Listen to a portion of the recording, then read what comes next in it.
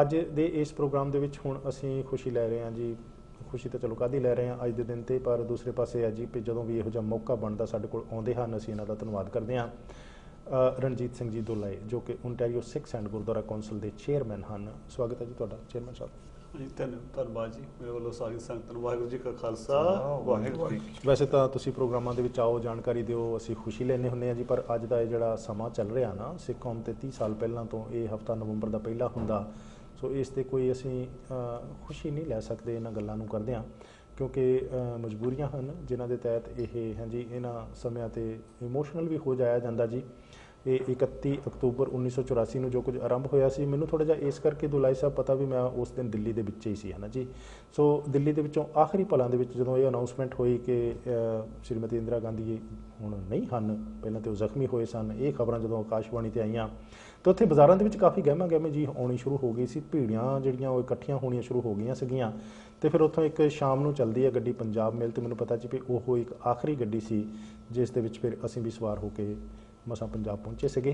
सो ये कुछ गल्लां असीं करांगे, लेकिन कि उस तो पहलां Ontario Sikh and gurdwara council तो ही लखविंदर सिंह जी धालीवाल भी स्टूडियो च हन। तुहाडा भी निੱਘਾ स्वागत है जी। धन्नवाद जी सारे ਸਰੋਤਿਆਂ ਨੂੰ ਤੇ ਤੁਹਾਨੂੰ ਵਾਹਿਗੁਰੂ ਜੀ ਕਾ ਖਾਲਸਾ वाहिगुरू जी की फतेह जी। इन्हां दे सज्जे हत्थ बैठे हैं हरिंदरपाल सिंह जी बाली, जम्मू कश्मीर दे नाल इन्हां दा संबंध है, उत्थे भी काफ़ी त्रासदियां वापरियां पिछले महीनों के दौरान, असीं वो भी थोड़ी जी अगे चल के गलबात करांगे। तो लेकिन कि सब तो पहले इन्हां दा निੱਘਾ स्वागत करते हैं। तुहाडा स्वागत है जी। सत श्री अकाल जी, वाहिगुरू जी का खालसा वाहिगुरू जी की फतेह जी। सो दुलाई साहब दसो जी भी यह 30वीं वरेगंढ मनाउंदिआं की भावनावां ने, की महसूस कर रहे हो 1984 का सिख विरोधी कतलेआम? सब तो पहलों तो मैं जिमें कि तुसीं कहा 30 साल हो गए जी। हाँ जी। सानू जिमें कि असी हरेक साल जिमें कि कल भी आपां कैंडल विगल किया डाउनटाउन विखे, असी उन्हां शहीदां नूं याद करते हैं ते गुरु के चरणों में अरदास करते हैं कि वो परिवार जिन्हां नाल बहुत ही बड़ा दुखांत वापरिया जी, आपां उन्हां चीज़ां नूं जे रिपीट करिए तो बहुत लंबी लिस्ट है जी। पर 30 साल हो गए हाले तक सानू इंसाफ नहीं मिलिया। जिस इंसाफ की असी वेट करते हैं, पर नाल दी नाल कुछ क इंप्रूवमेंटां कुछ क स्टैप जिहड़े होण वाली गौरमेंट लैंद रहे ने, जिवें कि आपां नूं पता ही है उन्होंने कि मुड़ बसेवे लई जिहड़ा उन्हां परिवारां नूं 5-5 लाख रुपया देना, वो जिहड़ियां चीज़ां होईयां ने, कुछ क स्टैप लै गए ने, वो भी चंगे स्टैप ने। ते पर नाल दी नाल असल विच जिहड़े साडे जख्म होए ने, 30 साल हो गए असीं इंसाफ मंगदे कि कोई जिहड़े दोषी ने वो हाले भी सड़कों ते तुरे फिरदे ने, जां मर गए ने उम्र पूरी करके अपनी, बिल्कुल जी, कुछ मरन किनारे होणगे। बिल्कुल जी।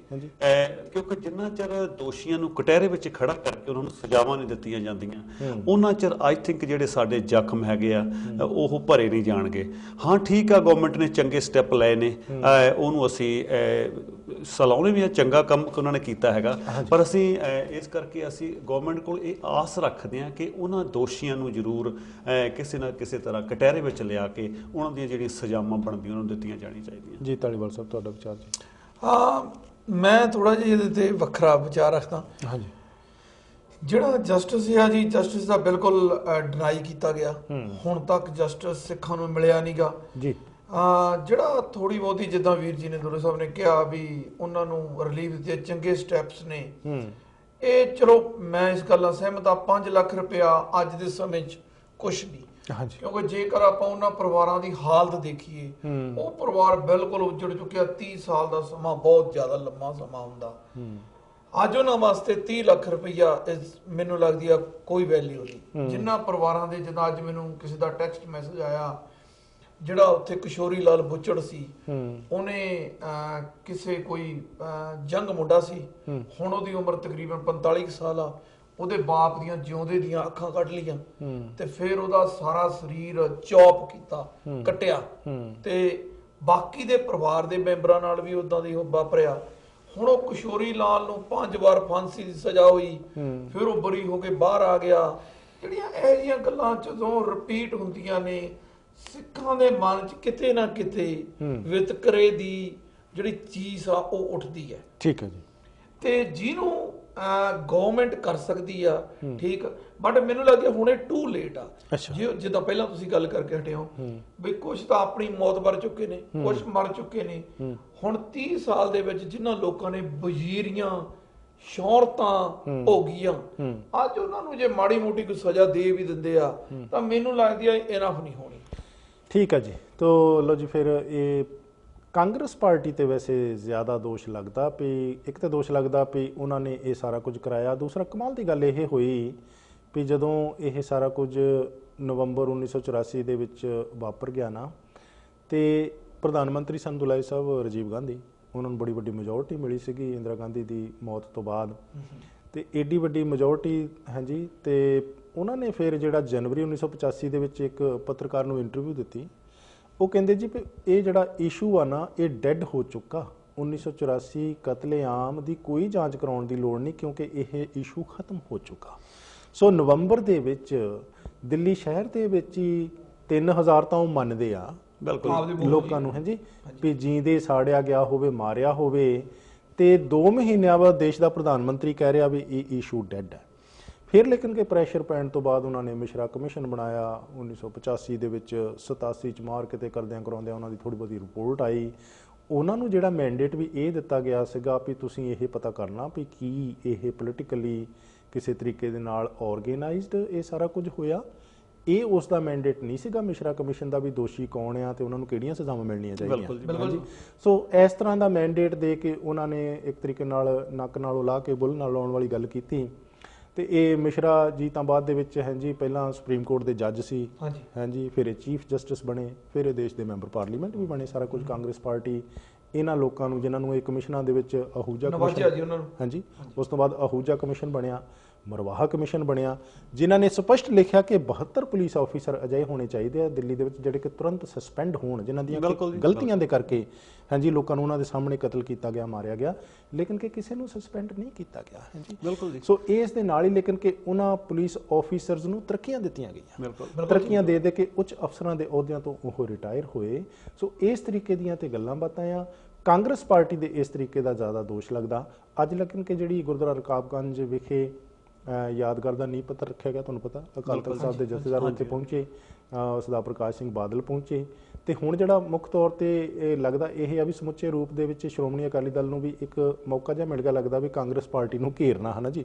ਇਹ ਠੀਕ ਹੈ ਵੀ ਕਾਂਗਰਸ ਪਾਰਟੀ ਦੇ ਇਹਦੇ ਵਿੱਚ ਦੋਸ਼ ਹੈਗੇ ਆ, ਪਰ ਇਸ ਤੋਂ ਪਹਿਲਾਂ ਮੌਕੇ ਮਿਲਦੇ ਰਹੇ ਆ। ਸ਼੍ਰੋਮਣੀ ਅਕਾਲੀ ਦਲ ਹੁਣ ਤੇ ਨਿੰਦਾ ਮਤਾ ਲਿਆਊਗਾ, ਪ੍ਰੇਮ ਸਿੰਘ ਚੰਦੂਮਾਜਰਾ ਕਹਿੰਦੇ ਆ, ਪਰ ਇਹ 30 ਸਾਲਾਂ ਤੋਂ ਬਾਅਦ ਇਹ ਸਦਾ ਹੀ ਕਿਸੇ ਨਾ ਕਿਸੇ ਲੋਕ ਦੇ ਵਿੱਚ ਪ੍ਰੇਮ ਸਿੰਘ ਚੰਦੂਮਾਜਰਾ ਪਹਿਲਾਂ ਮੈਂਬਰ ਪਾਰਲੀਮੈਂਟ ਰਹੇ ਆ, ਪਹਿਲਾਂ ਭਾਰਤੀ ਜਨਤਾ ਪਾਰਟੀ ਦੀ ਸਰਕਾਰ ਰਹੀ ਹੈ।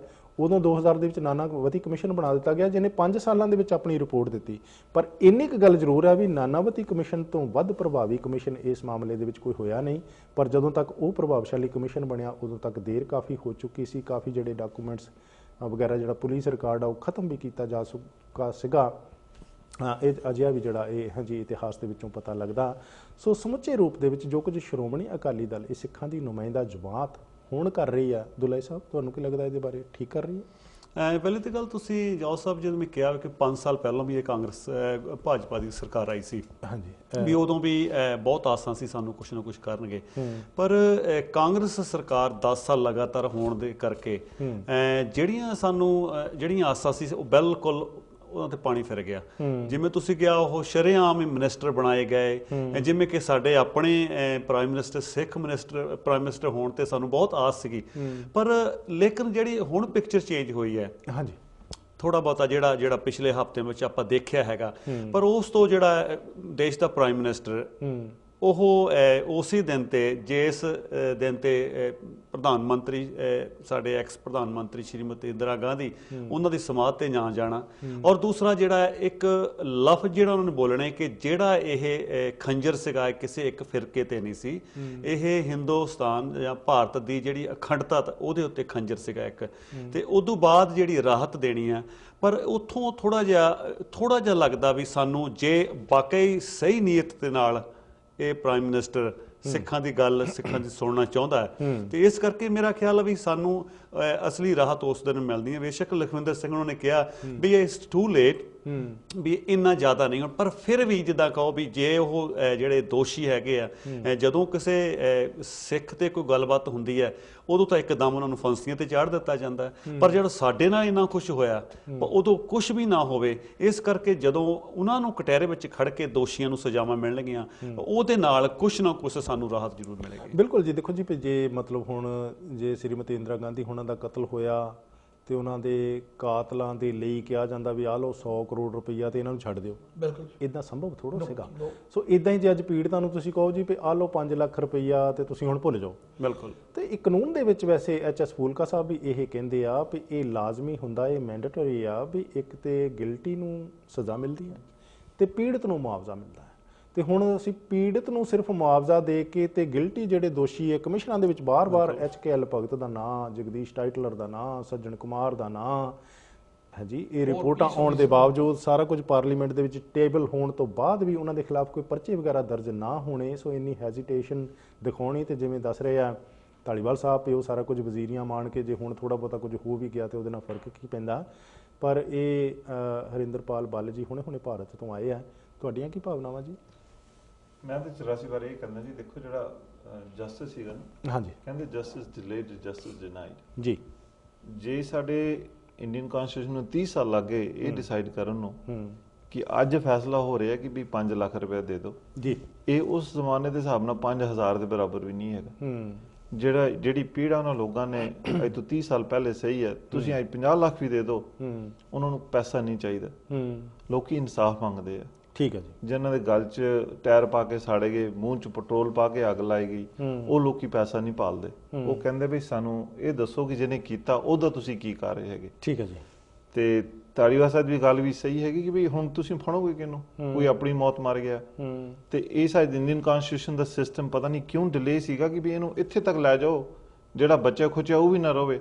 ਆਪਾਂ ਕਿਸੇ ਦਿਨ ਕਹਿ ਦਿੰਦੇ ਹਾਂਜੀ ਦੇਈਏ ਸਜ਼ਾ, ਤਾਂ ਕਿਹਨੂੰ ਦੇਈਏ? ਕਿਉਂਕਿ ਸੱਤਾ ਦੇ ਵਿੱਚ ਉਹ ਸੀਗੇ ਜਿਨ੍ਹਾਂ ਤੇ ਦੋਸ਼ ਲੱਗਦਾ ਸੀਗਾ ਵੀ ਇਹਨਾਂ ਨੇ ਕੁਝ ਕੀਤਾ। ਹਾਂਜੀ ਹਾਂਜੀ। ਪਰ ਕਮਾਲ ਦੀ ਗੱਲ ਤਾਂ ਇਹ ਹੋਈ ਵੀ ਜੇ ਇਸ ਪਾਰਟੀ ਕਾਂਗਰਸ ਦੀ ਗੱਲ ਕਰਦੇ ਆ, ਪੰਜਾਬ ਦੇ ਵਿੱਚ ਕਿੰਨੀ ਵੱਡੀ ਤਾਦਾਦ ਦੇ ਵਿੱਚ ਸਿੱਖ ਉਸ ਪਾਰਟੀ ਦੀਆਂ ਵਜ਼ੀਰੀਆਂ ਮੰਨ ਰਹੇ ਆ, ਇਲੈਕਟਡ ਆਫੀਸ਼ੀਅਲਸ ਰਹੇ ਆ। ਬਿਲਕੁਲ ਜੀ।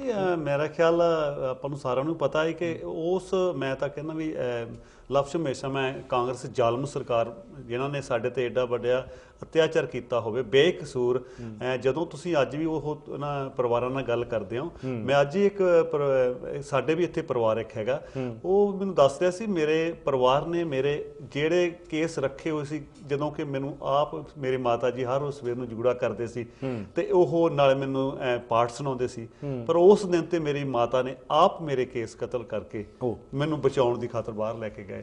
ਇਦਾਂ ਦੀਆਂ ਪਤਾ ਨਹੀਂ ਕੀ ਕੁਝ ਸਾਡੇ ਨਾਲ ਹੋਇਆ, ਬਹੁਤ ਕੁਝ ਸਾਡੇ ਨਾਲ ਹੋਇਆ। ਪਰ ਅੱਜ ਕਾਂਗਰਸ ਜਿਹੜੀ ਸਰਕਾਰ ਹੈ, ਉਹਦੇ ਸਾਡੇ ਇੰਡੀਆ ਦੇ ਵਿੱਚ ਜਿਹੜੇ ਪੰਜਾਬ ਦੇ ਵਿੱਚ MP ਬਣੇ ਹੋਏ ਨੇ ਉਸ ਪਾਰਟੀ ਨੂੰ ਬਿਲੋਂਗ ਕਰਦੇ ਨੇ। ਖਹਿਰਾ ਸਾਹਿਬ ਪਿੱਛੇ ਜੇ ਆਏ ਸੀ, ਆਪਣੇ ਨਾਲ ਇੱਥੇ ਬੈਠੇ ਸੀਗੇ, ਤੇ ਮੈਂ ਉਹਨਾਂ ਨਾਲ ਵੀ ਗੱਲ ਕੀਤੀ।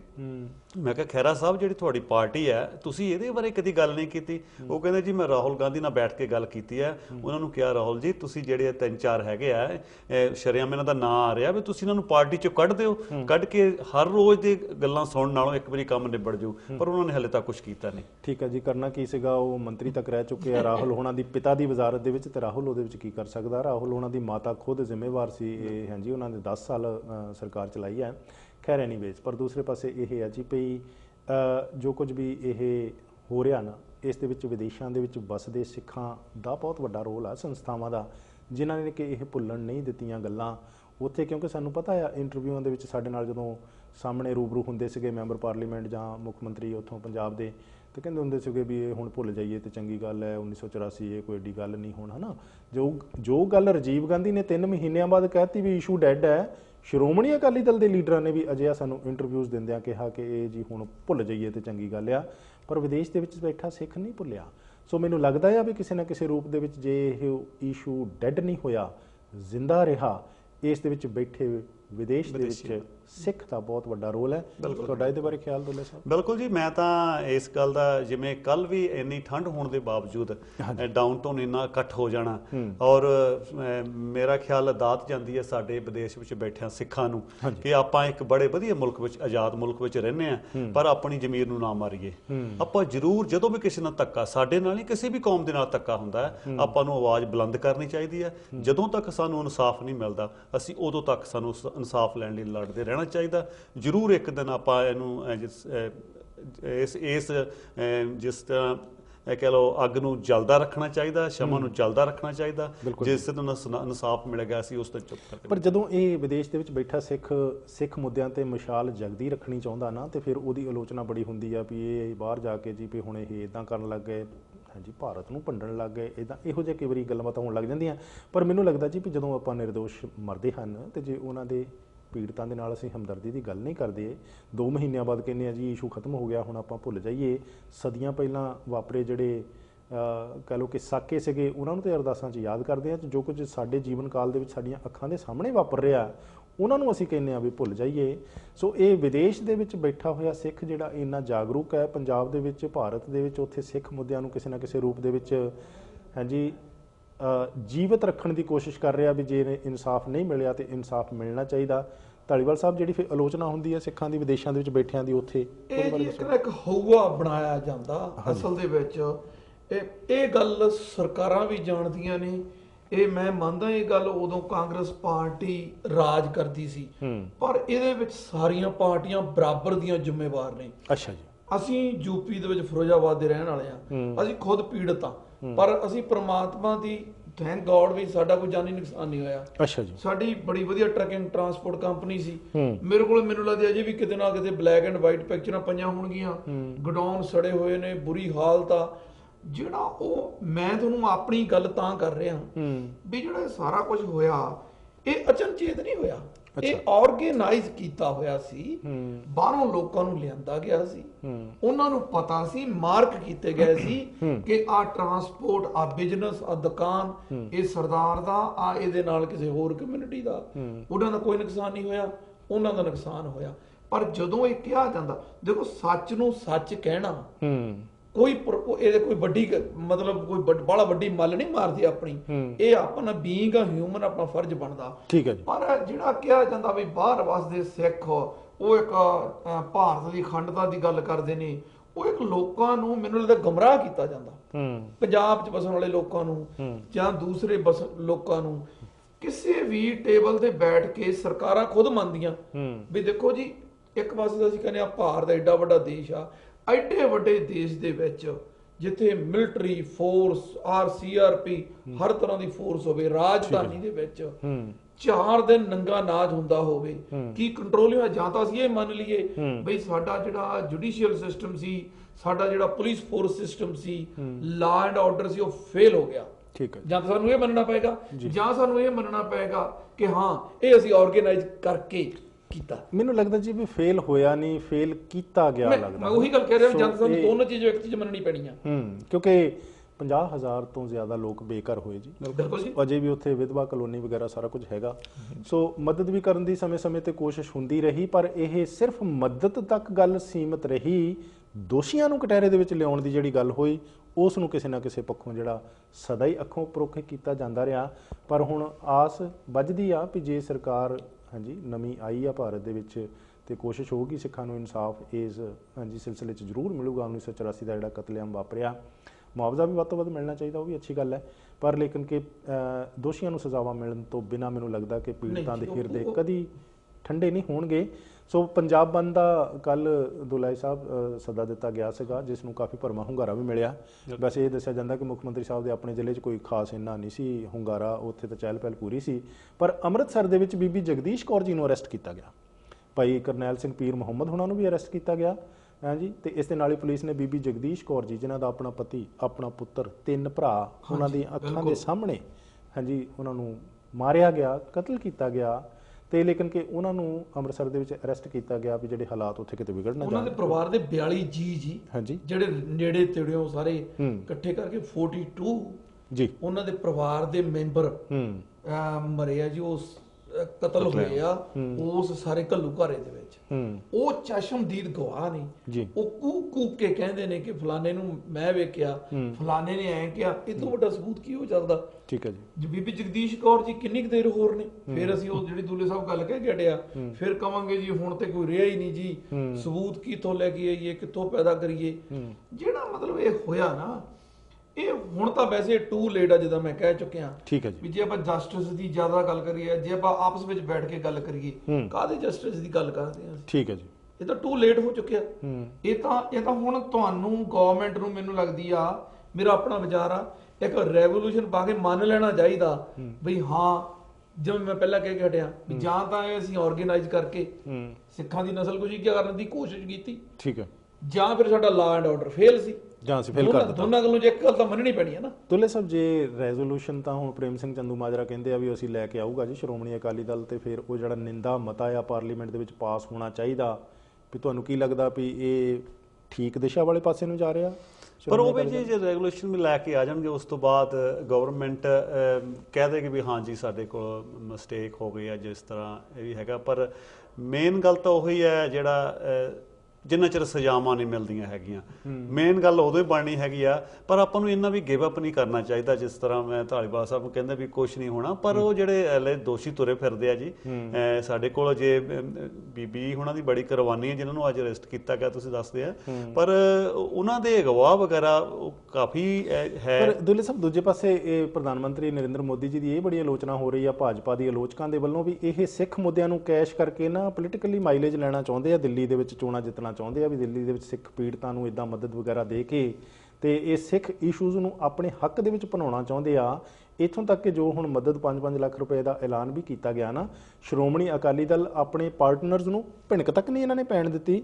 ਸੋ ਇਹ ਪ੍ਰਧਾਨ ਮੰਤਰੀ ਸਾਹਿਬ ਦੀ ਆਲੋਚਨਾ ਇਸ ਪੱਖੋਂ ਤੁਸੀਂ ਕਿਵੇਂ ਲੈਂਦੇ? ਪਰ ਮੇਰਾ ਖਿਆਲ ਕਈ ਵਾਰੀ ਅਸੀਂ ਦੋਨੇ ਪੱਖ ਲੈ ਲੈਂਦੇ ਆ। ਜੇ ਉਹ ਨਹੀਂ ਕਰਦੇ ਤਾਂ ਆਪਾਂ ਕਹਿੰਦੇ ਕਰਦੇ ਨਹੀਂ ਹੈਗੇ, ਅੱਜ ਉਹਨਾਂ ਨੇ ਕੀਤਾ ਹੈਗਾ ਤੇ ਸਿੱਖ ਕੌਮ ਲਈ ਤੇ ਆਪਾਂ ਕਹੀਏ ਵੀ ਤਾਂ ਕੀਤਾ ਉਹਨਾਂ ਨੇ ਪੋਲੀਟੀਕਲ। ਜੇ ਪੋਲੀਟੀਕਲ ਉਹਨਾਂ ਨੂੰ ਫਾਇਦਾ ਵੀ ਲੈਣਾ ਵੀ ਹੋਇਆ, ਸਾਡੇ ਪਰਿਵਾਰਾਂ ਨੂੰ ਇਹ ਕਿੰਨੇ ਕਰੋੜ ਰੁਪਈਆ ਦੇਖਿਆ ਜਾਵੇ ਪੋਲੀਟੀਕਲੀ ਉਹਨਾਂ ਨੂੰ ਫਾਇਦੇ ਬੜੇ ਮਿਲ ਰਹੇ ਆ, ਮੈਜੋਰਟੀ ਉਹਨਾਂ ਨੇ ਆਪਣਾ ਬਲਬੂਤੇ ਤੇ ਲੈ ਲਈ ਆ, ਸਾਰੀਆਂ ਪ੍ਰੋਵਿੰਸਸ ਦੇ ਵਿੱਚ ਇਲੈਕਸ਼ਨਸ ਵਿਨ ਕਰ ਰਹੇ ਆ। ਸੋ ਲੱਗਦਾ ਨਹੀਂ ਕਿ ਉਹਨਾਂ ਨੂੰ ਇੰਨੀ ਭੁੱਖ ਆ ਕਿਸੇ ਮਾਈਲੇਜ ਦੀ। ਮੇਰਾ ਖਿਆਲ ਨਹੀਂ ਜੀ, ਤੁਸੀਂ ਆਪੋ ਆਪਣੇ ਓਪੀਨੀਅਨ ਹੋ ਸਕਦੇ ਆ, ਮੇਰਾ ਖਿਆਲ ਨਹੀਂ ਵੀ ਨਰਿੰਦਰ ਹੁਣੀ ਜਿਹੜੇ ਮੋਦੀ ਸਾਹਿਬ ਹੁਣੀ ਵੀ ਇਸ ਕਰਕੇ ਵੀ ਸਾਨੂੰ ਦਿੱਲੀ ਵਿੱਚ ਚੋਣਾਂ ਜਿੱਤੀ ਸਿੱਖਾਂ ਨੂੰ ਖੁਸ਼ ਕਰ ਦਈਏ। ਸਿੱਖ ਇਕੱਲੇ ਦਿੱਲੀ ਵਿੱਚ ਨਹੀਂ ਵੱਸਦੇ, ਸਿੱਖ ਤਾਂ ਹੁਣ ਦੁਨੀਆ ਦੇ ਵਿੱਚ ਵੱਸਦੇ ਆ। ਤੇ ਜੇ ਉਹਨਾਂ ਦੇ ਵਾਕਈ ਦਿਲੀ ਇਹ ਸੋਚ ਉਹਨਾਂ ਦੀ ਬਣ ਚੁੱਕੀ ਹੈ ਵੀ ਸਿੱਖਾਂ ਨਾਲ ਬੇਇਨਸਾਫੀ ਹੋਈ ਹੈ, ਵੀ ਉਹਨਾਂ ਦਾ ਜਿਹੜਾ ਬਦਲਾ, ਜਿਹੜਾ ਉਹਨਾਂ ਦਾ ਜਿਹੜਾ ਹੱਕ ਬਣਦਾ, ਮੈਨੂੰ ਉਹਦੇ ਲਈ ਕੁਝ ਕਰਨਾ ਚਾਹੀਦਾ। ਆਉਣ ਵਾਲੇ ਦਿਨਾਂ ਵਿੱਚ ਦੇਖਦੇ ਹਾਂ ਜੋ ਕੁਝ ਚੰਗਾ ਕਰਨਗੇ, ਮੇਰਾ ਖਿਆਲ ਚੰਗੀ ਗੱਲ ਆ। ਆਸ ਇਸ ਕਰਕੇ ਅਸੀਂ ਰੱਖਦੇ ਹਾਂ ਵੀ ਚੰਗਾ ਕਰਨਾ ਚਾਹੀਦਾ ਉਹਨਾਂ ਨੂੰ। ਉਹਨਾਂ ਨੇ ਚੋਣਾਂ ਵਿੱਚ ਵਾਅਦੇ ਵੀ ਕੀਤੇ ਹੋਏ ਆ, ਜਦੋਂ ਸੈਂਟਰ ਦੀਆਂ ਚੋਣਾਂ ਹੋ ਰਹੀਆਂ ਸੀ ਉਹਨਾਂ ਨੇ ਕਿਹਾ ਸੀ ਵੀ ਜਿਹੜਾ ਸਿੱਖਾਂ ਨਾਲ ਧੱਕਾ ਹੋਇਆ, ਅੱਜ ਵੀ ਜੇ ਸਭ ਉਹਨਾਂ ਦੇ ਬਿਆਨ ਆ ਰਹੇ ਨੇ, ਜੇ ਇਹਨੂੰ ਕੰਟੀਨਿਊ ਰੱਖਣ ਤਾਂ ਮੇਰਾ ਖਿਆਲ ਆ ਉਹ ਸਿੱਖਾਂ ਦੇ ਹਮਦਰਦ ਬਣ ਕੇ ਉਹਨਾਂ ਨੂੰ ਕੁਝ ਨਾ ਕੁਝ ਕਰਨਾ ਚਾਹੀਦਾ। ਪਰ ਉਹ ਸਿੱਖਾਂ ਨੂੰ, ਅਕਾਲੀਆਂ ਨੂੰ ਦੱਸੇ ਵੀ ਨਹੀਂ ਸਾਰਾ ਕੁਝ ਕਰ ਰਹੇ ਆ, ਇਹਦੇ ਬਾਰੇ ਕੋਈ ਤੁਹਾਡਾ? ਕਿਉਂਕਿ ਹੋ ਸਕਦਾ ਉਹਨਾਂ ਨੂੰ ਵੀ ਸ਼ੱਕ ਹੋਵੇ, ਅਕਾਲੀ ਬਹੁਤ ਦੇਰ ਦੇ ਬੈਠੇ ਹੈਗੇ ਆ, ਇਹਨਾਂ ਨੇ ਹੁਣ ਤੱਕ ਤਾਂ ਕੁਝ ਕੀਤਾ ਨਹੀਂ, ਕਿ ਵੀ ਉਹ ਵੀ ਬਿਆਨ ਦਾਗ ਦਿੰਦੇ ਆ। ਜੇ ਉਹ ਹੋ ਸਕਦਾ ਜੀ ਉਹ ਓਨੈਸਟ ਹੋਣ ਤਾਂ ਚੰਗੀ ਗੱਲ ਆ ਜੀ ਉਹਦੀ। ਤੇ ਜੀ ਫਿਰ ਇਹ ਰਕਾਬਗੰਜ ਗੁਰਦੁਆਰਾ ਸਾਹਿਬ ਦੇ ਵਿੱਚ ਜੋ ਸਮਾਰਕ ਬਣਨਾ ਨਾ, ਯਾਦਗਾਰ ਸ਼ਹੀਦਾਂ ਦੀ ਯਾਦ ਦੇ ਵਿੱਚ, ਉੱਥੇ ਅਰੁਣ ਜੇਤਲੀ ਆਏ ਸੀ, ਦੇਸ਼ ਦੇ ਫਾਈਨੈਂਸ ਮਿਨਿਸਟਰ, ਤੇ ਇਸ ਦੇ ਨਾਲ ਹੀ ਸ੍ਰੀ ਅਕਾਲ ਤਖਤ ਸਾਹਿਬ ਦੇ ਜਥੇਦਾਰ, ਪੰਜਾਬ ਦੇ ਮੁੱਖ ਮੰਤਰੀ ਸਰਦਾਰ ਪ੍ਰਕਾਸ਼ ਸਿੰਘ ਜੀ ਬਾਦਲ, ਹੋਰ ਸਾਰਾ ਸ਼੍ਰੋਮਣੀ ਅਕਾਲੀ ਦਲ ਦਾ ਕੇਡਰ ਉੱਥੇ ਮੌਜੂਦ ਸੀਗਾ। ਪਰ ਇਹ ਥੋੜ੍ਹਾ ਜਿਹਾ ਕਈ ਮਨਾਂ ਦੇ ਵਿੱਚ ਭੰਬਲ ਭੂਸ ਆਇਆ ਵੀ ਗੁਰਦੁਆਰਾ ਸਾਹਿਬਾਨਾਂ ਦੇ ਵਿੱਚ ਇਸ ਤਰ੍ਹਾਂ ਦੀਆਂ ਯਾਦਗਾਰਾਂ ਨਹੀਂ ਬਣਨੀਆਂ ਚਾਹੀਦੀਆਂ, ਕਿਸੇ ਹੋਰ ਖੁੱਲ੍ਹੀ ਜਗ੍ਹਾ ਤੇ ਹਾਂਜੀ ਇਹੋ ਜਿਹਾ ਸਾਰਾ ਕੁਝ ਹੋਣਾ ਚਾਹੀਦਾ ਗੁਰਦੁਆਰਾ ਸਾਹਿਬ ਦੀ ਹਦੂਦ ਤੋਂ ਬਾਹਰ। ਤੇ ਜੋ ਕੁਝ ਇਹ 1984 ਦੇ ਸ਼ਹੀਦਾਂ ਦੀ ਯਾਦ ਦੇ ਵਿੱਚ ਦਰਬਾਰ ਸਾਹਿਬ ਸਮੂਹ ਦੇ ਅੰਦਰ ਜਿਹੜਾ ਗੁਰਦੁਆਰਾ ਬਣਿਆ, ਉਹ ਵੀ ਨਹੀਂ ਸੀ ਬਣਨਾ ਚਾਹੀਦਾ। ਧਾਲੀਵਾਲ ਸਾਹਿਬ ਇਹਦੇ ਬਾਰੇ ਦੱਸੋ। ਮੈਂ ਬਿਲਕੁਲ ਤੁਹਾਡੀ ਗੱਲ ਨਾਲ ਸਹਿਮਤ ਹਾਂ। ਇਹ ਗੁਰਦੁਆਰਾ ਸਾਹਿਬ ਇਤਿਹਾਸਿਕ ਗੁਰਦੁਆਰਾ ਸਾਡਾ ਜੀ, ਪਹਿਲਾਂ ਰਕਾਬਗੰਜ, ਹਾਂਜੀ, ਉੱਥੇ ਇਹਨਾਂ ਜਿਹੜੇ ਕਤਲ ਹੋਏ, ਪਹਿਲਾਂ ਤਾਂ ਆਪਾਂ ਨੂੰ ਸ਼ਹੀਦ ਅਤੇ ਕਤਲ ਹੋਇਆਂ ਦੀ ਡੈਫੀਨੇਸ਼ਨ ਅਲੱਗ-ਅਲੱਗ ਆ। ਇਹ ਜਿਹੜਾ ਸ਼ਹੀਦ ਆ ਜੀ, ਸ਼ਹੀਦ ਡੈਡੀਕੇਟਡ ਹੁੰਦਾ, ਉਹ ਆਪਣੀ ਕੌਮ ਲਈ ਕੁਝ ਕਰਦਾ ਤੇ ਉਹਨੂੰ ਵਿਰੋਧੀ ਸਰਕਾਰ ਵੱਲੋਂ ਮਾਰਿਆ ਜਾਂਦਾ ਤੇ ਅਸੀਂ ਕਹਿੰਦੇ ਆ ਸ਼ਹੀਦ ਹੋ ਗਿਆ।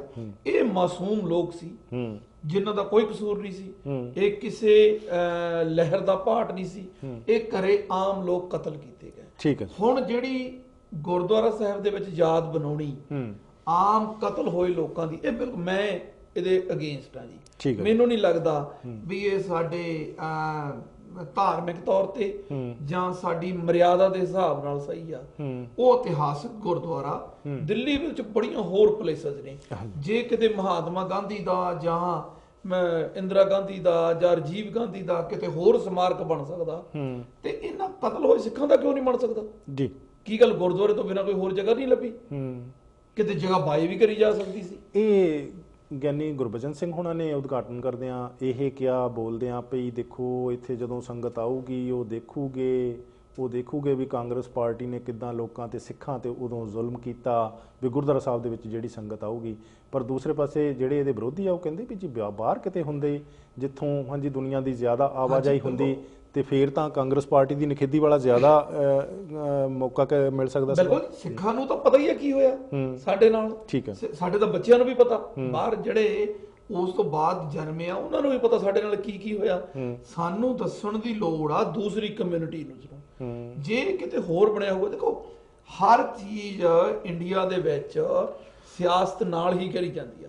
ਹੁਣ ਜੋ 5 ਲੱਖ ਰੁਪਏ ਦਿੱਤਾ ਜਾ ਰਿਹਾ ਜਾਂ ਮਾੜੀ ਮੋਟੀ ਮੱਲਮ ਲਾਈ ਜਾ ਰਹੀ ਆ, ਦੇਖੋ ਜੋ ਸਿਆਸਤ ਤੋਂ ਬਿਨਾਂ ਡਿਨਾਈ ਨਹੀਂ ਕੀਤਾ ਜਾ ਸਕਦਾ। ਸਿਆਸਤ ਅੱਜ ਖੁੱਲ ਕੇ ਹੋ ਰਹੀ ਆ ਕਿਉਂਕਿ ਮੁੱਦੇ ਕੈਸ਼ ਕਰੇ ਜਾ ਰਹੇ ਨੇ।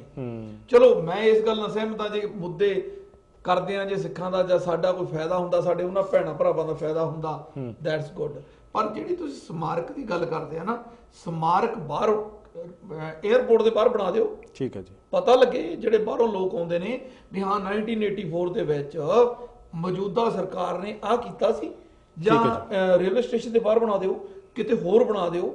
ਸਾਡੇ ਇਤਿਹਾਸਕ ਗੁਰਦੁਆਰੇ ਦੀ ਇੱਕ ਤਾਂ ਮਹੱਤਤਾ ਘਟਦੀ ਹੈ ਜੀ ਅਕੋਰਡਿੰਗ ਟੂ ਮੀ। ਠੀਕ ਹੈ, ਰਕਾਬਗੰਜ ਗੁਰਦੁਆਰਾ ਸਾਹਿਬ ਸਾਡੀ ਬਹੁਤ ਪਵਿੱਤਰ ਤੇ ਵੱਡੀ ਜਗ੍ਹਾ। ਪਰ ਜਿਹੜਾ ਫਿਰ ਦਰਬਾਰ ਸਾਹਿਬ ਸਮੂਹ ਅੰਦਰ ਬਣਿਆ ਉਹ ਨਹੀਂ, ਉਹ ਹੋਇਆ ਹੀ ਉੱਥੇ ਸੀਗਾ ਜੀ।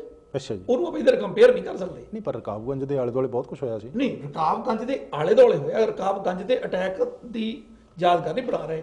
ਜਿਹੜੀ ਦਰਬਾਰ ਸਾਹਿਬ ਦੇ ਵਿੱਚ ਬਣੀ ਹੈ ਜੀ, ਉਹ ਦਰਬਾਰ ਸਾਹਿਬ ਦੇ ਉੱਤੇ ਅਟੈਕ ਹੋਇਆ ਸੀ।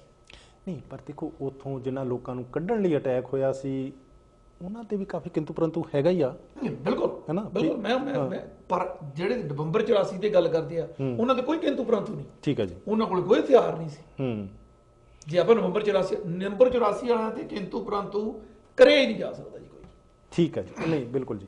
ਅੱਛਾ, 1984 ਨਵੰਬਰ ਵਾਲਿਆਂ ਤੇ ਕੋਈ ਕਿੰਤੂ ਪਰੰਤੂ ਨਹੀਂ, ਪਰ ਜਿਨ੍ਹਾਂ ਦੀ ਯਾਦਗਾਰ ਦਰਬਾਰ ਸਾਹਿਬ ਸਮੂਹ ਦੇ ਅੰਦਰ ਆ ਉਹਨਾਂ ਦੇ ਬਾਰੇ ਥੋੜਾ ਜਿਹਾ ਜ਼ਰੂਰ ਕਿੰਤੂ ਪਰੰਤੂ ਹੈਗਾ ਵੀ ਇਹ ਹਮਲਾ ਨਹੀਂ ਸੀ ਹੋਣਾ ਜੇ ਵਿਅਕਤੀ ਉੱਥੇ ਨਾ ਲੁਕੇ ਹੁੰਦੇ। ਤੇ ਉੱਥੇ ਵੀ ਕਾਫੀ ਕਤਲ ਵਗੈਰਾ ਅੰਦਰ ਹਾਂਜੀ ਉਹਨਾਂ ਸਮਿਆਂ ਦੇ ਵਿੱਚ ਹੁੰਦੇ ਰਹੇ ਆ, ਜਿਨ੍ਹਾਂ ਦੇ ਬਾਰੇ ਕਦੀ ਸਫਾਈਆਂ ਬਹੁਤੀਆਂ ਦਿੱਤੀਆਂ ਨਹੀਂ ਜਾ ਸਕੀਆਂ ਵੀ ਅੰਦਰ ਇਹ ਕੀ ਕੁਝ ਸਾਰਾ ਕੁਝ ਹੋ ਰਿਹਾ ਸੀ ਉੱਥੇ, ਇੰਨੇ ਹਥਿਆਰ ਤੇ ਬੰਦੇ ਮਾਰੇ ਜਾ ਰਹੇ ਸੀਗੇ। ਖੈਰ, ਲੇਕਿਨ ਕਿ ਇਹ ਤਾਂ ਹਨ ਲਖਵਿੰਦਰ ਸਿੰਘ ਜੀ ਧਾਲੀਵਾਲ ਜੋ ਕਿ Ontario Sikh and Gurdwara council ਦੇ ਬੁਲਾਰਾ ਹਨ, ਸਪੋਕਸਪਰਸਨ ਹਨ, ਤੇ ਚੇਅਰਮੈਨ ਸਾਹਿਬ ਰਣਜੀਤ ਸਿੰਘ ਜੀ ਦੁਲਾਈ ਵੀ ਪ੍ਰੋਗਰਾਮ ਦੇ ਵਿੱਚ ਹਨ। ਯਾਦਗਾਰ ਜਿਹੜੀ ਬਣ ਰਹੀ ਹੈ ਜੀ, ਤੁਸੀਂ ਦੱਸੋ ਇਹਦੇ ਬਾਰੇ। ਸਭ ਤੋਂ ਪਹਿਲਾਂ ਮੈਨੂੰ ਤਾਂ ਜੀ 4 ਦਿਨ ਹੋਇਆ ਮੈਂ ਉੱਥੋਂ ਆਇਆ ਹੈਗਾ ਜੀ। ਹਾਂਜੀ, ਮੈਂ ਉਸ ਥਾਂ ਦੇਖ ਕੇ ਆਇਆ ਹੈਗਾ। ਅੱਛਾ, ਰਕਾਬਗੰਜ ਗੁਰਦੁਆਰਾ ਸਾਹਿਬ ਕਾਫੀ ਵੱਡਾ ਏਰੀਆ ਹੈ। ਗੁਰਦੁਆਰਾ ਸਾਹਿਬ ਦੀ ਬਿਲਡਿੰਗ ਬਿਲਕੁਲ ਇੱਕ ਸਾਈਡ ਤੇ ਹੈ। ਮੇਰਾ ਖਿਆਲ ਸ਼ਾਇਦ ਤੁਸੀਂ ਲਖਵਿੰਦਰ ਸਿੰਘ ਨੂੰ ਉਹ ਏਰੀਆ ਨਾ ਦੇਖਿਆ ਹੋਵੇ। ਮੈਂ ਤਾਂ ਸਿਰਫ 4 ਦਿਨ ਹੋਇਆ ਉਹ ਉੱਥੇ ਖੜ ਕੇ ਦੇ ਏਰੀਆ ਦੇਖ ਕੇ ਆਇਆ ਹੈਗਾ। ਇਹ ਜਿਹੜਾ ਹੈਗਾ ਏਰੀਆ ਬਿਲਕੁਲ ਗੁਰਦੁਆਰੇ ਦੇ ਆਪੋਜੀਟ ਸਾਈਡ ਤੇ ਥਾਂ ਪਿਆ ਹੈਗਾ ਇੱਕ। ਠੀਕ ਹੈ ਜੀ, ਜਿਹੜਾ ਕਿ ਜਦੋਂ ਤੁਸੀਂ ਜਾਂਦੇ ਹੈਗੇ ਉਹ ਇੱਕ ਸਾਈਡ ਤੇ ਬਣਦਾ ਹੈਗਾ ਤੇ ਗੁਰਦੁਆਰਾ ਸਾਹਿਬ ਬਿਲਕੁਲ ਟੋਟਲੀ ਇੱਕ ਸਾਈਡ ਤੇ ਹੈਗਾ।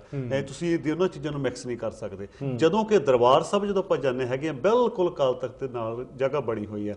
ਇਹ ਕਾਫੀ ਵੱਡਾ ਏਰੀਆ ਹੈਗਾ। ਤੇ ਦੂਸਰੀ ਗੱਲ ਹੈਗਾ ਜਿਹੜਾ ਰਕਾਬਗੰਜ ਗੁਰਦੁਆਰਾ ਸਾਹਿਬ ਹੈਗਾ ਬਿਲਕੁਲ ਪਾਰਲੀਮੈਂਟ ਦੇ ਸਾਹਮਣੇ ਹੈਗਾ ਜੀ। ਤੇ ਜੇ ਉੱਥੇ ਵੀ ਜਦੋਂ ਕਿ ਹਿਸਟਰੀ ਵਿੱਚ ਮੈਂ ਸੁਣ ਕੇ ਆਇਆ ਹੈਗਾ, ਜਦੋਂ ਰਕਾਬਗੰਜ ਗੁਰਦੁਆਰਾ ਸਾਹਿਬ ਤੇ ਵੀ ਇੱਕ ਵਾਰੀ ਕਬਜ਼ਾ ਕਰ ਲਿਆ ਸੀਗਾ ਕਿਉਂਕਿ ਉਹ ਬਿਲਕੁਲ ਪਾਰਲੀਮੈਂਟ ਦੇ ਕੋਲ ਹੋਣ ਕਰਕੇ ਫਿਰ ਸਿੰਘਾਂ ਨੇ ਮੋਰਚਾ ਲਾ ਕੇ ਉਹ ਗੁਰਦੁਆਰਾ ਸਾਹਿਬ ਵੀ ਛਡਾਇਆ ਸੀ। ਤੇ ਇਸ ਕਰਕੇ ਉਹ ਇੰਨਾ ਕਲੋਜ਼ ਨਹੀਂ ਹੈਗਾ, ਕਾਫੀ ਫਰਕ ਨਾ ਹੈਗਾ। ਤੇ ਇਸ ਨੂੰ ਵੀ ਕਾਂਗਰਸ ਨੇ ਨਾਮ ਬਣਨ ਵਿੱਚ ਵੀ ਰੋੜੇ ਕਢਾਏ ਸੀ, ਤੁਹਾਨੂੰ ਪਤਾ ਹੀ ਹੋਣਾ। ਪਹਿਲਾਂ ਕਾਂਗਰਸ ਨੇ ਬਣ ਨਹੀਂ ਦਿੱਤੀ ਸੀ। ਹੁਣ ਚਲੋ ਟਾਈਮ ਆਇਆ ਹੈਗਾ ਦੁਬਾਰਾ ਫਿਰ ਉਹ ਬਣਨ ਲੱਗੀ ਆ। ਯਾਦਗਾਰ ਜ਼ਰੂਰ ਬਣਨੀ ਚਾਹੀਦੀ। ਨਹੀਂ, ਉੱਥੇ ਹੁਣ ਗੁਰਦੁਆਰਾ ਪ੍ਰਬੰਧਕ ਕਮੇਟੀ ਦਾ ਪ੍ਰਧਾਨ, ਸਾਰੀ ਕਮੇਟੀ ਵੀ ਚੇਂਜ ਹੋਈ ਆ। ਪਹਿਲੀ ਕਮੇਟੀ ਨਹੀਂ ਸੀ, ਇਹ ਪਰਮਜੀਤ ਸਿੰਘ ਸਰਨਾ ਨਹੀਂ ਸੀ ਚਾਹੁੰਦੇ ਵੀ ਇਦਾਂ। ਬਿਲਕੁਲ ਜੀ, ਉਹ ਨਹੀਂ ਸੀ, ਉਹ ਵੀ ਇਸ ਦੇ ਖਿਲਾਫ ਸੀਗੇ। ਚਲੋ ਕਾਂਗਰਸ ਪਾਰਟੀ ਨਾਲ ਉਹਨਾਂ ਦੀ ਸੁਰ ਰਲਦੀ ਇਹ ਗੱਲ ਵੱਖਰੀ ਆ। ਰਣਜੀਤ ਸਿੰਘ ਜੀ ਦੁਲਾਏ ਇਹਨਾਂ ਨੇ ਕਿਹਾ ਜੀ ਵੀ ਇਹ 4 ਦਿਨ ਪਹਿਲਾਂ ਆਏ ਨੇ ਤੇ ਇਹ ਹਰਿੰਦਰਪਾਲ ਬਾਲੀ ਜੀ ਵੀ ਆਏ ਨੇ ਭਾਰਤ ਤੋਂ ਹੀ। ਇਹ ਜੰਮੂ ਕਸ਼ਮੀਰ ਦੇ ਵਿੱਚ ਕਿਸੇ ਮਿਸ਼ਨ ਤੇ ਗਏ ਸੀ ਸਿੱਖ ਕੌਮ ਦੀ ਮਦਦ ਦੇ ਵਾਸਤੇ, ਖਾਸ ਤੌਰ ਤੇ ਉੱਥੇ ਸਿੱਖ ਕੌਮ ਦੀ ਨਹੀਂ ਜਿੰਨੇ ਵੀ ਉੱਥੇ ਹੜ੍ਹ ਪੀੜਤ ਹਾਂਜੀ ਮਨੁੱਖਤਾ ਦੇ ਕਹਿ ਲਓ ਲਈ ਹੱਕ ਹਾਂ ਦਾ ਨਾਰਾ ਮਾਰਨ ਦੇ ਵਾਸਤੇ ਇੱਥੇ ਕੈਨੇਡੀਅਨ ਸੰਗਤ ਦੀ ਸਹਿਯੋਗ ਦੇ ਨਾਲ ਜੋ ਤਿਲ ਫੁੱਲ ਪ੍ਰਾਪਤ ਹੋਇਆ ਸੀ, ਆਪ ਉਸ ਜਗ੍ਹਾ ਤੇ ਉੱਥੇ ਪੀੜਤਾਂ ਨੂੰ ਦੇ ਕੇ ਵੰਡ ਕੇ ਆਏ ਆ। ਇਸ ਦੇ ਬਾਰੇ ਵੀ ਥੋੜ੍ਹਾ ਜਾਣਕਾਰੀ ਦੇ ਦਿਓ ਦੁੱਲਾ ਸਾਹਿਬ। ਬਿਲਕੁਲ ਜੀ, ਸਭ ਤੋਂ ਪਹਿਲਾਂ ਤਾਂ ਜਿੰਨੀਆਂ ਵੀ ਮੇਰੀਆਂ ਸੰਗਤਾਂ ਸੁਣ ਰਹੀਆਂ ਨੇ, ਮੈਂ ਉਹਨਾਂ ਦਾ ਧੰਨਵਾਦ ਕਰਨਾ ਚਾਹੁੰਦਾ ਜੀ। ਸੰਗਤਾਂ ਨੇ ਬੜਾ ਹੰਭਲਾ ਮਾਰਿਆ ਕਿ ਆਪਾਂ ਸਾਰਿਆਂ ਨੇ ਸਿਰਫ 2 ਹਫ਼ਤਿਆਂ ਦੇ ਵਿੱਚ ਇਹ ਫੰਡ ਇਕੱਠਾ ਕੀਤੇ ਆ, ਤੇ ਉਹ ਫੰਡ ਆਪਾਂ ਜਿਹੜਾ ਲੈ ਕੇ ਗਏ ਹੈਗੇ। ਅਸੀਂ ਸੰਗਤਾਂ ਨੇ ਸਾਨੂੰ ਸਾਡੇ ਤੇ ਸੇਵਾ ਲਾਈ। ਇੱਥੋਂ ਅਸੀਂ ਇਹ ਮੇਰੇ ਵੀਰ ਹਰਿੰਦਰਪਾਲ ਸਿੰਘ ਹੁਣੀ ਮੇਰੇ ਨਾਲ ਗਏ, ਤੇ ਅਸੀਂ ਉੱਥੋਂ ਨਾਲ ਆਪਣੀ ਟੀਮ ਲੈ ਕੇ ਅਸੀਂ ਤਕਰੀਬਨ 15 ਮੈਂਬਰ ਦੀ ਟੀਮ ਬਣਾ ਕੇ ਅਸੀਂ ਜੰਮੂ ਕਸ਼ਮੀਰ ਦੇ ਵਿੱਚ ਸਿਟੀ ਸ਼੍ਰੀਨਗਰ ਹੈ ਜਿੱਥੇ ਜ਼ਿਆਦਾ ਨੁਕਸਾਨ ਹੋਇਆ ਜੀ, ਅਸੀਂ ਉੱਥੇ ਜਾ ਕੇ ਘਰ ਘਰ ਆਪ ਜਾ ਕੇ ਜਿੱਥੇ ਅਸੀਂ ਸੰਗਤਾਂ ਨਾਲ ਵਿਚਾਰ ਸਾਂਝੇ ਕੀਤੇ, ਉਹਨਾਂ ਨਾਲ ਦੁੱਖ ਸਾਂਝਾ ਕੀਤਾ, ਉੱਥੋਂ ਅਸੀਂ ਉਹਨਾਂ ਨੂੰ ਜੋ ਬਣਦਾ ਅਸੀਂ ਮੁਆਵਜ਼ਾ ਜਿਹੜਾ ਸੰਗਤਾਂ ਨੇ ਸਾਨੂੰ ਦਿੱਤਾ ਸੀ ਅਸੀਂ ਆਪ ਡਿਲੀਵਰ ਕਰਕੇ ਆਏ ਹਾਂ। ਇਸ ਕਰਕੇ ਮੈਂ ਧੰਨਵਾਦ ਸੰਗਤਾਂ ਦਾ ਕਰਦਾ ਜਿਹੜੇ ਘਰਾਂ 'ਚ ਬੈਠੀਆਂ ਜਿਨ੍ਹਾਂ ਨੇ ਦਾਨ ਦਿੱਤਾ। ਨਾਲ ਹੀ ਅਸੀਂ ਉੱਥੋਂ ਕੀ ਲੈ ਕੇ ਆਏ ਹਾਂ, ਉਹ ਉੱਥੇ ਦੀਆਂ ਸੰਗਤਾਂ ਦੀਆਂ ਅਸ਼ੀਰਵਾਦਾਂ ਜੋ ਸਾਨੂੰ ਦੁਆਵਾਂ ਤੇ ਅਸ਼ੀਰਵਾਦਾਂ ਉਹਨਾਂ ਨੂੰ ਦਿੱਤੀਆਂ ਹੈਗੀਆਂ, ਉਹ ਅਸੀਂ ਕੈਨੇਡੀਅਨ ਸੰਗਤਾਂ ਲਈ ਲੈ ਕੇ ਆਏ ਹਾਂ। ਬਾਲੀ ਸਾਹਿਬ, ਤੁਸੀਂ ਇਹ ਸਾਰਾ ਕੁਝ ਉੱਥੇ ਕਰਦਿਆਂ ਕਿੱਦਾਂ ਮਹਿਸੂਸ ਕਰ ਰਹੇ ਸੀ? ਹਾਂਜੀ, ਅਸੀਂ ਬੜੀ ਖੁਸ਼ੀ ਹੁੰਦੀ ਜਦੋਂ ਤੁਸੀਂ ਕਿਸੇ ਨਾਲ ਢੁਕਵੇਂ ਸਮੇਂ ਦੇ ਰਾਈਟ ਟਾਈਮ ਤੇ ਪਹੁੰਚ ਜਾਓ ਤੁਸੀਂ ਉੱਥੇ। ਇਹ ਬਹੁਤ ਰਾਈਟ ਟਾਈਮ ਸੀਗਾ ਜਿਹੜਾ ਅਸੀਂ ontario ਕਾਉਂਸਲ ਨੇ ਡਿਸੀਜਨ ਲੈ ਲਿਆ ਕਿ ਹੁਣ ਜਾ ਕੇ ਕਰ ਲਈਏ, ਨਾ ਕਿ ਦਸੰਬਰ ਜਨਵਰੀ ਜਾਈਏ। ਸਰਦੀਆਂ ਆ ਰਹੀਆਂ, ਬਰਫ਼ ਕਿਸੇ ਵੀ ਟਾਈਮ ਪੈ ਸਕਦੀ ਹੈਗੀ। ਅੱਜ ਜਦੋਂ ਅਸੀਂ ਗਏ ਸੀ ਉਦੋਂ ਵੀ ਸਾਨੂੰ ਲੋਕ ਲੱਭਣੇ ਔਖੇ ਸੀਗੇ ਵੀ ਘਰ ਤੇ ਉੱਥੇ ਹੈਗਾ ਟੈਪ ਆ, ਪਰ ਪੈਸੇ ਕਿਹਨੂੰ ਦੇਣੇ ਹੈਗੇ। ਹੋਰ 10 ਦਿਨਾਂ ਬਾਅਦ ਤੇ ਤੁਹਾਨੂੰ ਬੰਦਾ ਉੱਥੇ ਲੱਭਣਾ ਨਹੀਂ ਹੈਗਾ। ਬਟ ਬਹੁਤ ਮਾੜੀ ਹਾਲਤ ਹੈਗੀ ਉੱਥੋਂ ਲੋਕਾਂ ਦੀ। ਅਸੀਂ ਕਈ ਥਾਵਾਂ ਤੇ ਗਏ, ਅਜੇ ਟੈਂਟਾਂ ਦਾ ਕੋਈ ਉੱਥੇ ਬੰਦੋਬਸਤ ਨਹੀਂ ਹੈਗਾ। ਲੋਕੀ ਆਪਣੇ ਢੇ ਘਰਾਂ ਸਾਹਮਣੇ ਬੈਠੇ ਨੇ ਤੇ ਕੋਈ ਟੈਂਟ ਨਹੀਂ ਇਸ ਇਲਾਕੇ ਤੇ। ਦੀਵਾਲੀ ਮਨਾਉਣ ਗਏ ਸੀ ਨਰਿੰਦਰ ਮੋਦੀ ਜੀ ਉੱਥੇ ਪੀੜਤਾਂ ਦੇ ਨਾਲ, ਉਹ ਮਤਲਬ ਪੀੜਤਾਂ ਦੀ ਫਿਰ ਮਦਦ ਨਹੀਂ ਹੋ ਰਹੀ? ਦੀਵਾਲੀ ਉਹਨਾਂ ਨੇ ਮਨਾਈ ਉਹ ਜੀ, ਉਹ 1000 ਕਰੋੜ ਰੁਪਏ ਦੇ ਕੇ ਆਇਆ, ਬਟ ਉਹ ਉਸ ਪ੍ਰੋਸੈਸ ਚੋਂ ਕਿੱਦਾਂ ਲੰਘਦਾ ਹੈ, ਕਿੰਨੀ ਦੇ ਤੁਹਾਨੂੰ ਇੰਡੀਅਨ ਸਿਸਟਮ ਦਾ ਪਤਾ ਹੈ ਕਿ ਵੀ ਇਹ ਨਹੀਂ ਕਿ ਨਰਿੰਦਰ ਮੋਦੀ ਨੇ ਇਧਰੋਂ ਅਨਾਉਂਸ ਕੀਤਾ ਉਧਰੋਂ ਪੈਸੇ ਮਿਲ ਗਏ। ਜੇ ਸਾਨੂੰ 30 ਸਾਲ ਇਨਸਾਫ ਨਾ ਮਿਲਿਆ, ਉਹਨਾਂ ਲੋਕਾਂ ਨੂੰ ਕਿੱਥੇ ਪੈਸੇ ਮਿਲ ਜਾਣੇ 10 ਦਿਨਾਂ 'ਚ? ਤੇ it might take months and months ਕਿ ਜਦੋਂ ਤੱਕ ਲੋਕਾਂ ਨੂੰ ਉਹ ਪੈਸੇ ਮਿਲਣਗੇ, ਲੋਕੀ ਉਸ ਪੈਸੇ ਨੂੰ ਯੂਟਿਲਾਈਜ਼ ਕਰ ਪਾਉਣਗੇ। ਬਟ ਸਾਡੀ ਜਿਹੜੀ ਸੰਸਥਾ ਸੀਗੀ, ਸਾਨੂੰ ਮਾਣ ਹੈਗਾ ਕਿ ਇੱਥੇ ਦੇ ਲੋਕਾਂ ਨੇ ਜਿਹਨਾਂ ਨੇ ਸਾਨੂੰ ਸਹਿਯੋਗ ਦੇ ਕੇ ਅਸੀਂ ਉੱਥੇ ਜਾ ਕੇ ਲੋਕਾਂ ਦੇ ਹੱਥ 'ਚ ਪੈਸੇ ਫੜਾ ਕੇ ਉਹਨਾਂ ਦੀ ਖੁਸ਼ੀ ਮਹਿਸੂਸ ਕਰ ਰਹੇ ਸੀ, ਉਹਨਾਂ ਦੀ ਮਦਦ ਹੋ ਪਈ। ਅਸੀਂ ਸੰਗਤ ਇੱਥੇ ਬਹੁਤ ਬਹੁਤ ਧੰਨਵਾਦੀ ਹੈ। ਬਿਲਕੁਲ ਜੀ, ਗੁਰੂ ਨਾਨਕ ਰਿਲੀਫ ਫੰਡ ਦੇ ਵਿੱਚ ਜਿਨ੍ਹਾਂ ਨੇ ਵੀ ਤਿਲ ਫੁੱਲ ਆਪਣਾ ਦਿੱਤਾ, ਉਹਨਾਂ ਦਾ ਧੰਨਵਾਦ ਹੈ ਜੀ, ਬਹੁਤ ਬਹੁਤ ਸ਼ੁਕਰੀਆ। ਕਿਉਂਕਿ ਦੇਖੋ, ਇਹ ਜਿੰਨੀ ਵੀ ਵੱਡੀ ਤਰਾਸਦੀ ਹੁੰਦੀ ਹੈ, ਭਾਵੇਂ ਤੁਸੀਂ ਦੂਰ ਬੈਠੇ, ਹਾਂਜੀ, ਆਪਣੇ ਨਾਲੋਂ ਬਹੁਤ ਵੱਡੇ ਮਿਲੀਅਨਰ ਬਿਲੀਅਨਰ ਉੱਥੇ ਭਾਰਤ ਦੇ ਵਿੱਚ ਹੀ ਲੋਕ ਹੈਗੇ ਆ ਵੀ ਜੇ ਦੇਣਾ ਚਾਹਣ, ਕਰਨਾ ਚਾਹਣ, ਤੇ ਕਿਸੇ ਗੱਲ ਦਾ ਉੱਥੇ ਘਾਟਾ ਨਹੀਂਗਾ। ਪਰ ਤੁਹਾਨੂੰ ਪਤਾ ਹੀ ਹੈ ਵੀ ਉੱਥੇ ਅਮੀਰ ਹੋਣ ਦੀ ਦੌੜ ਦੇ ਵਿੱਚ ਪਿਆ ਹੋਇਆ, ਗਰੀਬਾਂ ਦੀ ਤੇ ਵਿਚਾਰਿਆਂ ਦੀ ਇਹੋ ਜਿਹੇ ਦੱਬੇ ਕੁਚਲਿਆਂ ਦੀ ਤੇ ਸਾਰ ਕਿਹਨੇ ਲੈਣੀ ਹੈ? ਇੰਨਾ ਸਮਾਂ ਨਹੀਂ ਹੈ। ਤੁਹਾਡੇ ਕੋਲ ਇੱਥੇ ਜ਼ਿਆਦਾ ਸੋਝੀ ਹੈ, ਤੁਹਾਡੇ ਕੋਲ ਇੱਥੇ ਜ਼ਿਆਦਾ ਸਮਰੱਥਾ, ਤੁਹਾਡੇ ਕੋਲ ਇੱਥੇ ਜ਼ਿਆਦਾ ਮਨ ਦੇ ਵਿੱਚ ਸੰਤੁਸ਼ਟੀ ਤੇ ਖੁਸ਼ੀ ਦਾ ਪ੍ਰਭਾਵ ਹੋਣ ਕਰਕੇ ਤੁਸੀਂ ਇਹਨਾਂ ਕੰਮਾਂ ਦੇ ਵਿੱਚ ਜ਼ਿਆਦਾ ਯੋਗਦਾਨ ਪਾ ਸਕਦੇ ਹੋ, ਪਾਉਂਦੇ ਰਹਿੰਦੇ ਹੋ। ਬਹੁਤ ਬਹੁਤ ਅਸੀਂ ਤੁਹਾਡਾ ਧੰਨਵਾਦ ਕਰਦੇ ਹਾਂ ਇਸ ਪੱਖੋਂ ਵੀ। ਤੇ ਦੂਸਰਾ ਇਹ ਹੈ ਜੀ ਭਈ ਇਹ ਓਨਟਾਰੀਓ ਸਿੱਖ ਸੰਘ ਗੁਰਦੁਆਰਾ ਕੌਂਸਲ ਦੇ ਸੇਵਾਦਾਰ ਜੋ ਕੁਝ ਉੱਥੇ ਜਾ ਕੇ ਕਰਕੇ ਆਏ, ਇਹਨਾਂ ਦੇ ਕੋਲ ਤਸਵੀਰਾਂ ਵੀ ਹੈਗੀਆਂ। ਅਸੀਂ ਆਉਣ ਵਾਲੇ ਦਿਨਾਂ ਦੇ ਵਿੱਚ ਖਬਰਾਂ ਦੇ ਪ੍ਰੋਗਰਾਮ ਦੇ ਵਿੱਚ ਉਹ ਤਸਵੀਰਾਂ ਜੋ ਕੁਝ ਜਾ ਕੇ ਉੱਥੇ ਪੀੜਤਾਂ ਨੂੰ ਇਹ ਮਿਲੇ ਆ, ਤੇ ਉਹ ਵੀ ਅਸੀਂ ਉੱਥੋਂ ਦੇ ਕੁਝ ਦ੍ਰਿਸ਼ ਜਿਹੜੇ ਪ੍ਰੋਗਰਾਮਾਂ ਦੇ ਵਿੱਚ ਪੇਸ਼ ਕਰਨ ਦੀ ਕੋਸ਼ਿਸ਼ ਕਰਾਂਗੇ। ਕੱਲ੍ਹ ਦਾ ਜਿਹੜਾ ਪ੍ਰੋਗਰਾਮ ਹੋਏਗਾ 8 ਵਜੇ ਤੋਂ ਲੈ ਕੇ 9:30 ਵਜੇ ਤੱਕ ਵਿਸ਼ੇਸ਼ ਪ੍ਰੋਗਰਾਮ ਹੋਏਗਾ। ਸਰਦਾਰ ਰਵਿੰਦਰ ਸਿੰਘ ਪੰਨੂ ਪ੍ਰੋਗਰਾਮ ਦੇ ਵਿੱਚ ਪੇਸ਼ ਹੋਣਗੇ, ਤੇ ਜੋ ਕੁਝ ਪ੍ਰੋਗਰਾਮਾਂ ਦੇ ਵਿੱਚ ਅਸੀਂ ਨਵੀਆਂ ਤਬਦੀਲੀਆਂ ਲੈ ਕੇ ਆ ਰਹੇ ਹਾਂ ਉਹਨਾਂ ਦੀ ਗੱਲਬਾਤ ਹੋਏਗੀ। ਤੇ ਪਰਸੋਂ ਤੋਂ ਜਿਹੜੇ ਹਾਂਜੀ ਇਲਾਹੀ ਬਾਣੀ ਦੇ ਸਿੱਧਾ ਪ੍ਰਸਾਰਣ ਆਰੰਭ ਹੋਏਗਾ ਸ੍ਰੀ ਗੁਰੂ ਗ੍ਰੰਥ ਸਾਹਿਬ ਜੀ ਦੇ ਪ੍ਰਕਾਸ਼ ਤੋਂ ਬਾਅਦ ਸਟੂਡੀਓ ਦੇ ਵਿੱਚੋਂ, ਉਸ ਦੇ ਬਾਰੇ ਵੀ ਅਸੀਂ ਵਿਸ਼ੇਸ਼ ਗੱਲਬਾਤ ਪ੍ਰੋਗਰਾਮ ਦੇ ਵਿੱਚ ਕਰਾਂਗੇ। ਤੇ ਤੁਹਾਡੇ ਵੀ ਸਲਾਹ ਮਸ਼ਵਰੇ ਥੋੜ੍ਹੇ ਬਹੁਤ ਲੈਣ ਦੀ ਕੋਸ਼ਿਸ਼ ਕੀਤੀ ਜਾਵੇਗੀ ਪ੍ਰੋਗਰਾਮ ਦੇ ਵਿੱਚ। ਤੇ ਤੁਸੀਂ ਦੱਸਣਾ ਵੀ ਪਰਸੋਂ ਤੋਂ ਕਿਹੜੀਆਂ ਖਾਸ ਤੁਸੀਂ, ਕਿਉਂਕਿ ਅਖੰਡ ਪਾਠ ਤੇ ਇਸ ਸਾਰੇ ਸਮਾਗਮ ਦੇ ਨਾਲ ਤੁਸੀਂ ਬੜੇ ਜੁੜਦੇ ਹੋ, ਤੇ ਤੁਸੀਂ ਖਾਸ ਤੌਰ ਤੇ ਕਈ ਵਾਰੀ ਸਾਡੀਆਂ ਘਾਟਾਂ ਨੂੰ ਨੋਟ ਕਰਦੇ ਹੋ, ਤੇ ਤਾਂ ਕਿ ਇਸ ਸਮਾਗਮ ਦੇ ਵਿੱਚ ਉਹ ਘਾਟਾਂ ਪਿਛਲੇ ਪ੍ਰੋਗਰਾਮਾਂ ਦੇ ਵਿੱਚ ਜੇ ਕੁਝ ਤੁਸੀਂ ਦੇਖੀਆਂ ਹੋਣ ਨਾ ਕੀਤੀਆਂ ਜਾਣ, ਤੇ ਕੱਲ੍ਹ ਨੂੰ ਤੁਸੀਂ ਪ੍ਰੋਗਰਾਮ ਦੇ ਵਿੱਚ ਪੇਸ਼ ਹੋ ਕੇ ਦੱਸ ਸਕੋਗੇ।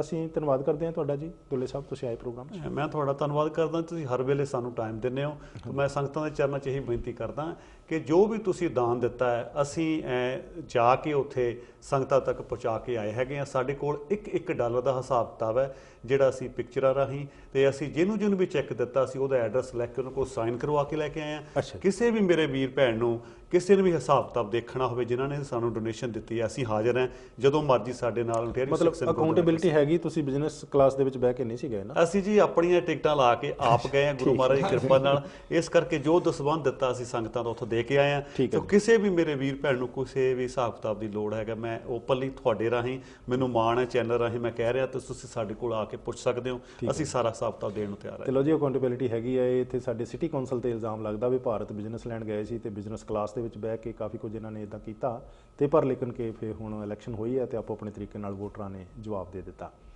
ਬਹੁਤ ਬਹੁਤ ਧੰਨਵਾਦ ਪ੍ਰੋਗਰਾਮ ਦੇ ਨਾਲ ਜੁੜੇ ਸੀ ਤੇ ਲਖਵਿੰਦਰ ਸਿੰਘ ਜੀ ਧਾਲੀਵਾਲ, ਤੁਹਾਡਾ ਵੀ ਧੰਨਵਾਦ ਹੈ। ਧੰਨਵਾਦ ਤੁਹਾਡਾ ਜੀ, ਜਿਹੜਾ ਸਾਨੂੰ ਖੁੱਲੇ ਦਿਲ ਨਾਲ ਸਾਨੂੰ ਸਮਾਂ ਦਿੰਦੇ ਹੋ। ਹਾਂਜੀ, ਸਮੇਂ ਤੇ ਜਦੋਂ ਵੀ ਸਾਨੂੰ ਜ਼ਰੂਰਤ ਹੁੰਦੀ ਆ ਤੁਸੀਂ ਦਿਲ ਖੋਲ ਕੇ, ਜਿੱਦਾਂ ਅੱਜ ਇੱਕ ਪ੍ਰੋਗਰਾਮ ਕੈਂਸਲ ਕਰਕੇ ਤੁਸੀਂ ਸਾਨੂੰ ਖੁੱਲਾ ਟਾਈਮ ਦਿੱਤਾ, ਤੁਹਾਡਾ ਬਹੁਤ ਬਹੁਤ ਧੰਨਵਾਦ। ਤੇ ਸੰਗਤ ਦਾ ਬਹੁਤ ਬਹੁਤ ਧੰਨਵਾਦ। ਜਿੱਦਾਂ ਦੁੱਲੇ ਸਾਹਿਬ ਕਹਿ ਕੇ ਹਟਿਆ, ਜਿਹੜੀ Guru Nanak mission relief fund ਦੇ ਵਿੱਚ ਮਨੀ ਪਾਈ ਆ, ਜਿੰਨਾ ਵੀ ਸੰਗਤ ਨੇ ਦਿਲ ਫੁੱਲ ਦਿੱਤੀ ਆ, ਉਹਨਾਂ ਦਾ ਬਹੁਤ ਬਹੁਤ ਧੰਨਵਾਦ। ਉਹ ਬਲੈਕ ਐਂਡ ਵਾਈਟ ਉਹ ਵੈਬਸਾਈਟ ਤੇ ਵੀ ਪਾ ਦਿਆਂਗੇ ਅਸੀਂ ਹਿਸਾਬ, ਠੀਕ ਹੈ, ਉਹਦੀ ਕੋਈ ਪ੍ਰੋਬਲਮ ਨਹੀਂ। ਬਹੁਤ ਬਹੁਤ ਧੰਨਵਾਦ ਜੀ ਬਾਲੀ ਜੀ, ਵਾਹਿਗੁਰੂ ਜੀ ਕਾ ਖਾਲਸਾ, ਵਾਹਿਗੁਰੂ ਜੀ ਕੀ। ਹਾਂਜੀ, ਮੈਂ ਇੱਕ ਚੀਜ਼ ਜ਼ਰੂਰ ਐਡ ਕਰਨੀ ਚਾਹੂੰਗਾ। ਜਦੋਂ ਆਪਾਂ ਗੱਲ ਕਰ ਰਹੇ ਸੀ 84 ਦੀ, ਮੈਂ ਇੱਕ ਚੀਜ਼ ਐਡ ਕਰਨੀ ਚਾਹੂੰਗਾ ਕਿ ਉਹਨੂੰ ਆਪਾਂ ਕਿਤੇ ਰਾਈਟਸ ਨਾ ਕਹੀਏ, ਸਾਡੀ ਕੋਸ਼ਿਸ਼ ਹੋਣੀ ਚਾਹੀਦੀ ਹੈ ਕਿ ਅਸੀਂ ਉਹਨੂੰ ਜੈਨੋਸਾਈਡ ਕਰਾਰ ਦਵਾਈਏ। ਅੱਛਾ ਜੀ, it was a genocide, it was not a right. ਠੀਕ ਹੈ, ਦੋ ਕਮਿਊਨਿਟੀਆਂ ਲੜ ਨਹੀਂ ਰਹੀਆਂ ਸੀ, ਇੱਕ ਕਮਿਊਨਿਟੀ ਨੂੰ ਮਾਰ ਦਿੱਤਾ ਜਾ ਰਿਹਾ ਸੀਗਾ। So it was a genocide. ਜਿਹੜੀਆਂ ਯਾਦਗਾਰਾਂ ਬਣਾ ਰਹੇ ਆ, ਮੈਂ ਕਹਿ ਰਿਹਾ ਇਹਦੇ ਤੋਂ ਹੋਰ ਅੱਗੇ ਚੱਲ ਕੇ ਹੋਰ ਸੰਸਥਾਨਾਂ ਨੂੰ ਮਿਲ ਕੇ ਇਹਨੂੰ ਜੈਨੋਸਾਈਡ ਕਰਾਰ ਦਿੱਤਾ ਜਾਵੇ। ਬਿਲਕੁਲ ਜੀ। ਪਰ ਇਹ 1993 ਦੇ ਵਿੱਚ ਗੁਰਦਿਆਲ ਸਿੰਘ ਢਿੱਲੋਂ ਹੋਣਾ ਦੇ ਕਮਿਸ਼ਨ ਬਣਿਆ ਸੀ ਤੇ ਉਹਨਾਂ ਨੇ ਜਾਂਚ ਪੜਤਾਲ ਕਰਕੇ ਸਿੱਟਾ ਕੱਢਿਆ ਸੀਗਾ ਵੀ ਬਹੁਤ ਸਾਰੇ ਲੋਕਾਂ ਦੀਆਂ ਘਰਾਂ ਤੇ ਦੁਕਾਨਾਂ ਸੜ ਗਈਆਂ ਸੀਗੀਆਂ, ਲੋਕਾਂ ਦਾ ਤਾਂ ਕਤਲ ਹੋਇਆ ਹੀ, ਪਰ ਉਹਨਾਂ ਦੇ ਬਿਜ਼ਨਸ ਸਾੜੇ ਗਏ, ਪ੍ਰਾਪਰਟੀਜ਼ ਨੂੰ ਡੈਮੇਜ ਹੋਇਆ, ਪਰ ਉਹਨਾਂ ਨੂੰ ਇੰਸ਼ੋਰੈਂਸ ਦਾ ਕਲੇਮ ਨਾ ਮਿਲਿਆ। ਕਿਉਂ? ਇੰਸ਼ੋਰੈਂਸ ਵਾਲਿਆਂ ਨੇ ਕਿਹਾ ਜੀ ਵੀ ਜਦੋਂ ਰਾਈਟਸ ਹੁੰਦੇ ਆ ਨਾ, ਦੰਗੇ ਹੁੰਦੇ ਆ, ਉਹਦਾ ਕਲੇਮ ਨਹੀਂ ਮਿਲਦਾ। ਤੇ ਭਾਰਤ ਸਰਕਾਰ ਨੇ ਉਸ ਸਿਫਾਰਿਸ਼ ਨੂੰ ਗੁਰਦਿਆਲ ਸਿੰਘ ਢਿੱਲੋਂ ਹੋਣਾ ਦੇ ਢਿੱਲੋਂ ਕਮਿਸ਼ਨ ਦੀ ਨੂੰ ਮੰਨਿਆ ਨਹੀਂ ਸੀਗਾ ਵੀ ਇਹ ਜਿਹੜੀ ਕਲਾਉਜ਼ ਆ ਹਟਾ ਕੇ ਤੇ ਇੰਸ਼ੋਰੈਂਸ ਦਾ ਕਲੇਮ ਲੋਕਾਂ ਨੂੰ ਦਿਵਾਓ। ਹਾਂਜੀ, ਸੋ ਉਸ ਸਿਲਸਿਲੇ ਦੇ ਵਿੱਚ ਲੋਕਾਂ ਨੂੰ ਜਿਹੜਾ ਇੰਸ਼ੋਰੈਂਸ ਦੇ ਵੱਲੋਂ ਵੀ ਇੱਕ ਤਰੀਕੇ ਨਾਲ ਡਿਨਾਈ ਹੀ ਕੀਤੇ ਗਏ ਕਲੇਮ, ਜਿਨ੍ਹਾਂ ਦੇ ਘਰ ਤੇ ਦੁਕਾਨਾਂ ਵਗੈਰਾ, ਬਿਜ਼ਨਸ ਵਗੈਰਾ ਸਾੜੇ ਗਏ ਸੀਗੇ। ਖੈਰ, ਇਸ ਸਿਲਸਿਲੇ ਦੇ ਵਿੱਚ ਜਦੋਂ ਜਹਿਦ ਲੱਗਦਾ ਜੀ ਕਿਸੇ ਕੌਮ ਦੀ ਚੱਲਦੀ ਰਹੇਗੀ ਤੇ ਆਉਣ ਵਾਲੇ ਦਿਨਾਂ ਦੇ ਵਿੱਚ, ਮਹੀਨਿਆਂ ਦੇ ਵਿੱਚ ਲੱਗਦਾ ਕਿ ਕਿਸੇ ਨਾ ਕਿਸੇ ਪੱਖ ਵੱਲ ਨੂੰ ਇਹ ਗੱਲ ਜ਼ਰੂਰ ਤੁਰੇਗੀ ਕਿ ਇਨਸਾਫ ਕਿੱਦਾਂ ਲੈਣਾ।